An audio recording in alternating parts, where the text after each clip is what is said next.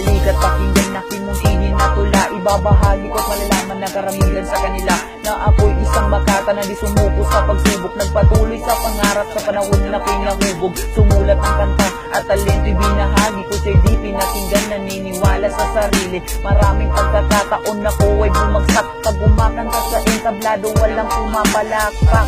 Matuto kang bumangon mag-isa, yan ang pangaral ng magulang. Laging baon sa tula, ilang ulit na bigo, pero patuloy na simulan. Sa taas at lagi, sa kanya'y nananalangin na balang araw ang katulad ko ikilalanin. Minsan lahat ng tao ako ay tinatawanan. Nagsasalita daw mag-isa parang nabubuwang, pero di ako sumuko at patuloy ang aking mga nasimulan.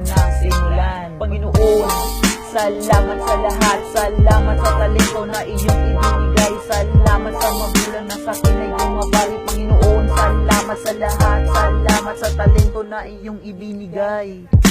Di ko akalain na magkakaganito ang buhay ko ata ay bigla itong nagbago dahil sa mga tao na nandyan sa paligid ko. Sila ang dahilan kung bakit may hilig pa rin ako. Pangarap ko tuloy pa rin kahit nakapos. Ginamit ang talento kahit di nagtatapos.